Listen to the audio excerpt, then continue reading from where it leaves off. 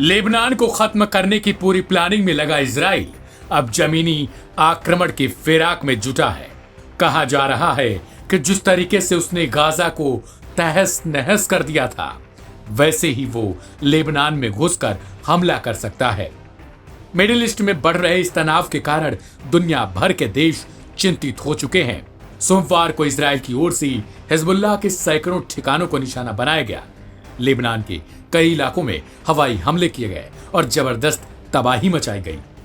इन हमलों में अब तक 492 लोगों ने अपनी जान गंवा दी। वहीं दूसरी ओर 1600 से ज्यादा घायल हैं।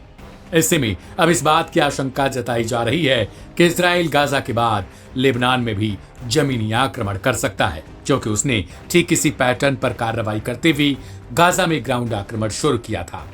गौरतलब है कि इससे पहले पेजर और वॉकी टॉकी में ब्लास्ट के कारण 37 लोगों की मौत हो गई थी और हजारों लोग घायल हुए थे।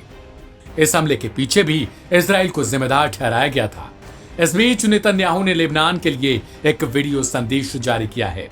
इसमें उन्होंने कहा है, मैं लेबनान के लोगों को एक संदेश देना चाहता हूं। इजराइल की लड़ाई आपके साथ नहीं है। हम हिजबुल्लाह के साथ लड़ रहे हैं, जो आपको ह्यूमन शील्ड के रूप में इस्तेमाल कर रहा है। I have a message for the people of Lebanon. Israel's war is not with you. It's with Hezbollah.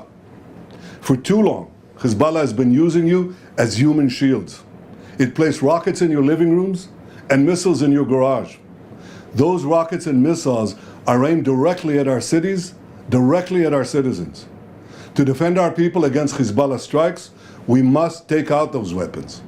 Now, starting this morning, the IDF has warned you to get out of harm's way. I urge you, take this warning seriously. Don't let Hezbollah endanger your lives and the lives of your loved ones. Don't let Hezbollah endanger Lebanon. Please, get out of harm's way now. Once our operation is finished, you can come back safely to your homes. गौरतलब है कि Israeli अधिकारियों के बयानों और सोमवार को जिस तरीके से ये स्ट्राइक हुई, उससे ये सवाल उठ रहे हैं कि क्या लेबनान में कोई जमीनी आक्रमण होने जा रहा है।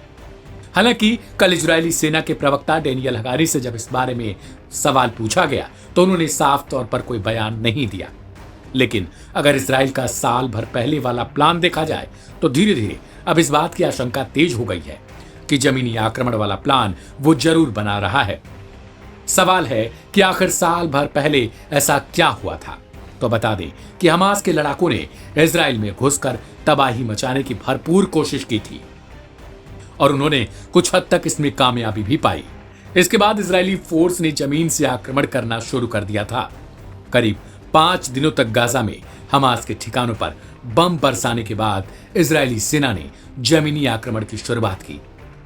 13 अक्टूबर को इजराइल के सैकड़ों टैंक गाजा की सीमा पर डटे रहे और धीरे धीरे कर आगे बढ़ते गए और पूरी तरीके से गाजा को तहस नहस कर दिया था। अब ऐसे में सवाल है कि क्या नेतन्याहू इस वीडियो संदेश के बाद किसी और प्लानिंग की शुरुआत में लगे हुए हैं। बहरहाल इस रिपोर्ट में इतना ही।